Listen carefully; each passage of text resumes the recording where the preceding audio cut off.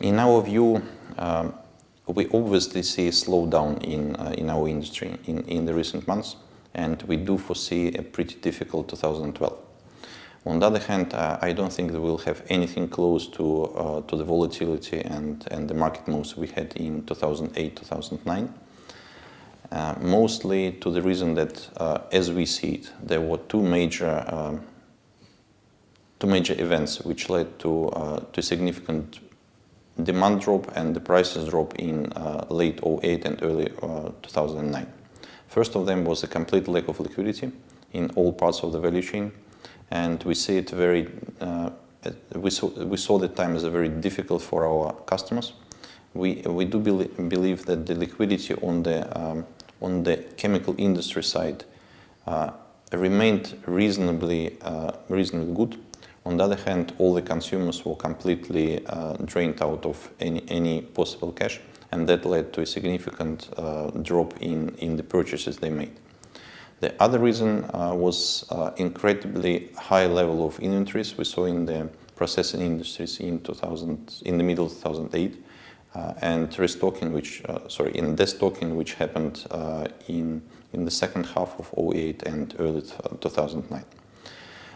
We actually do not see significant liquidity risk now, and on the other hand, we realize that everyone in the industry is much more disciplined about the inventories, and the inventories, although we saw significant restocking in 2010 and early 2011. We believe that the absolute level of inventories is significantly lower than 2008. Both these factors, liquidity and this inventory level, makes us much more confident in what will happen in 2012. On the other hand, as I said, we do believe that the globally picture is not increasingly confident. We see both European and Asian demand slowing down. Well, of course, that basically European demand is going to be almost zero, and Asian demand losing maybe between 2 and 3% points. And that will lead us to the challenge in 2012. On the Sibur side, there is nothing specific we are running internally. We believe that we should go on with the projects which we are currently implementing. On the operational level, we are just a little bit more cautious than usual on our contract discussions with the customers, and we monitor the situation pretty closely, trying to balance demand which we see and the operating rates which we run.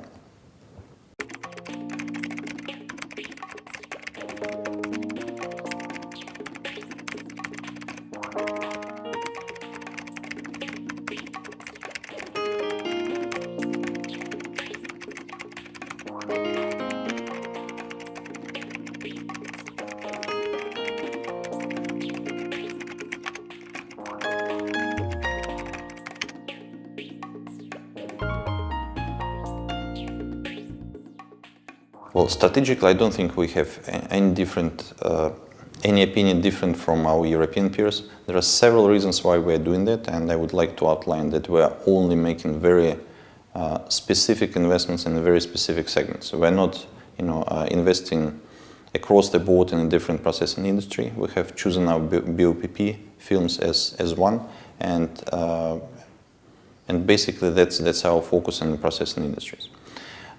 Several reasons why we do this. We will be bringing 500,000 tons of polypropylene to the market from our Tobolsk project in 2013. We are interested that Russian processing industry in the largest segments by volume develop fastly and sustainably.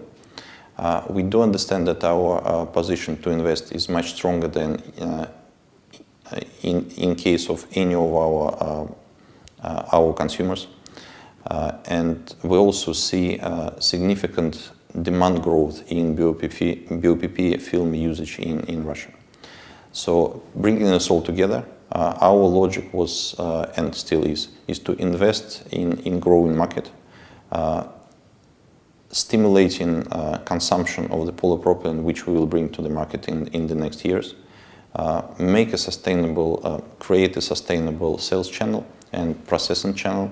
And longer term, our strategy is pretty much similar to what we see for our European peers, is to exit this business where we make sure that we have realized the upside, and also we have built up the channel to sell polypropylene to the reasonable and sustainable consumer.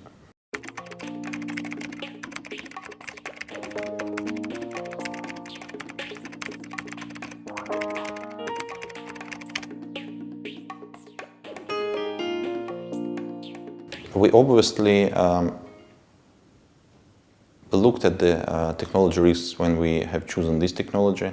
The industry reason for choosing PDH and PP rather than the cracker, and we made the decision in 2006, was pretty close. We feel ourselves much more competitive on the cost curve with the targeted propylene and polypropylene rather than with the cracker with a significant portion of ethylene derivatives.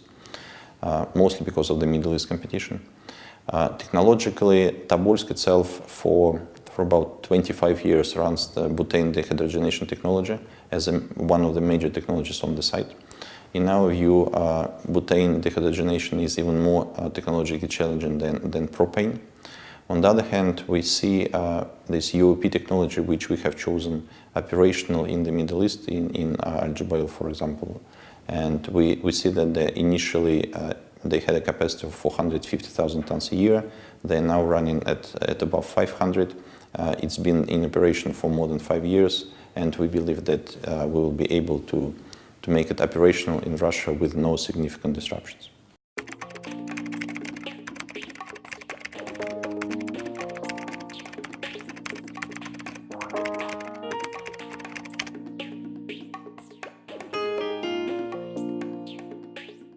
Obviously, Russian market will be excessive in polypropylene production after Tobolsk is launched. Although we saw double-digit growth in PP consumption in Russia in the last years, and we believe that this trend will continue, the capacity of this size cannot be digested in one day, and actually not in 1 year, of course. What we see happening both with us and with competitors, everyone is anticipating this project to be on stream in 2013. We see that we actually, inside Sibur, we run the program of specializing other sites on copolymer rather than homopolymer. And we also see that both our competitors in Russia are also moving themselves from homopolymer into copolymer production as much as they can. So by 2013, Tobolsk will be by far the most cost-efficient producer of homopolymer in Russia, and probably the most competitive in Europe as well. We also build up the chain of warehouses in our target markets to move these products along the value chain. But one figure which I'd like to outline, when we initially looked at this project in 2006, we believed that more than half of the production in 2013, when the project is launched, would be sold outside Russia. What we see today that it will be mostly sold in Russia, and approximately 350,000 tons will be Russian-based out of 500,000. So we do believe there will be significant export. On the other hand, we know that this project will be extremely competitive on costs, and we also build up the chain of distribution channels across our major markets to be able to move these products outside.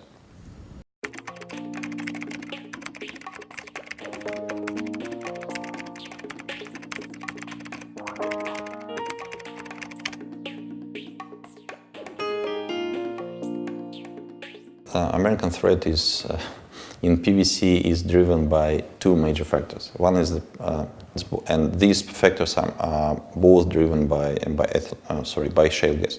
First is the price of ethylene, and even more importantly, it's the price of energy in the United States. So I do agree that the United States will be very competitive in the PVC in the coming years. That's one part of the picture. And another part of the picture is RusVinyl project, which we which are now run in the construction phase, and I think it will be at the market with its products mostly in 2014. The project is targeted Russian demand and Russian market. Russia is importing about half of the PVC which it consumes, and logistically we are much better positions for Russian market with the project in Russia. On the other hand, if you look at the costs, I cannot say that we can actually compare us to Rusvinyl project to Lukoil project. We analyzed the cost curve position of both projects, and we see there is a very significant gap because of the feedstock, because of the integration of Rusvinyl project with the cracker just about 1.5 kilometers aside. We see a very good integration and a very good cost position of Rusvinyl comparing to Lukoil project. That makes us reasonably comfortable with the cost position and with the market potential of this project when it's launched.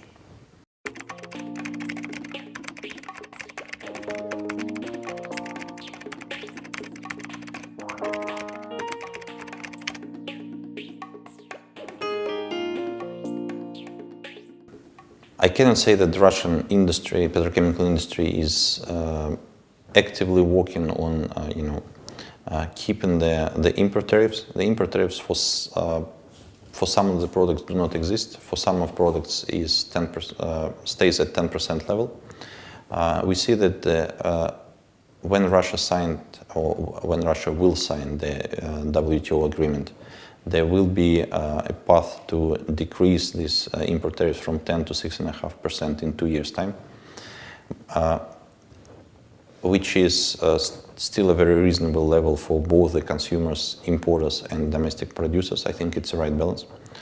On the other hand, if you look at the Russian competitive position, the value of import tariffs is much less than the relative value of logistical shield, meaning that it takes significant amount of money to import the product to Russia because of the logistics and because the consumption is concentrated in the part of Russia which is reasonably far away from the borders.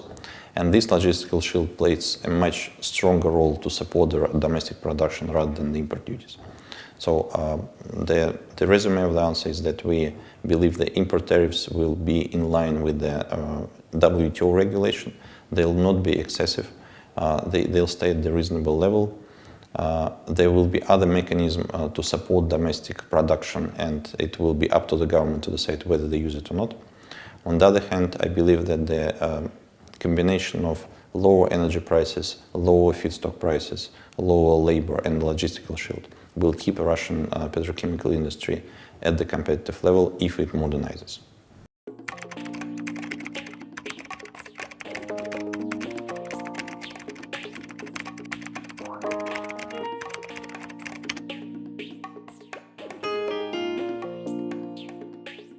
I haven't analyzed this, or we in the company haven't analyzed this portfolio of products, and we haven't looked at each individual competitiveness.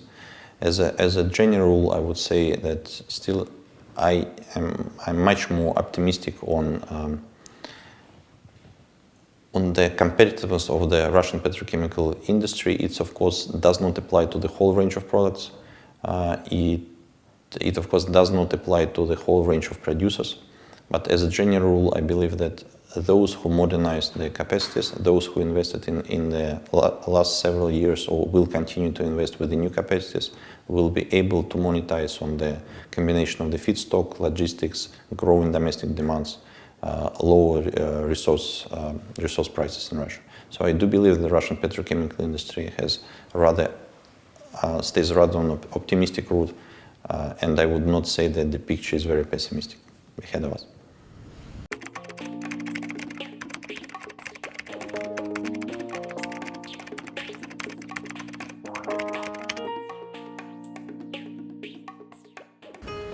When we acquired Sitka in 2008, we actually foresaw the significant growth in the amount of LPG which we export to Russia, and we view Sitka as a very professionally very professional trader in the LPG mostly. And if we look backwards, we see that the amount of LPG which we sell to European market increased twofold from 2008 to 2011. So I think the acquisition of Sitka itself and using its channels, and Sitka actually on the LPG market traded the customers rather than traded to other traders or distributors. We believe that the acquisition of Sitka back then was a very profitable decision for Sibur. On the other hand, we in our portfolio for many years didn't have a significant amount of polymer production which we sell to European markets. We see that the amount will increase in 2013 with the polypropylene project in Tobolsk being put on stream. And we, of course, are interested to use these new channels and go straight to the final customers with this product and make a reasonable offering to the market. We will use Sibur International as a base, but if we analyze the product portfolio of Sibur International today, it's mostly kind of LPG than anything else. And we use it as a base to develop the new competence and the new channels. So we will use Sibur International as our exclusive trader, but building up the polymer trading out of Sibur International is a new challenge for us, and we are actively and currently working on this. Also, I would like to mention rubbers, which we mostly sell with direct we export to Europe significant amount of synthetic rubber of different grades.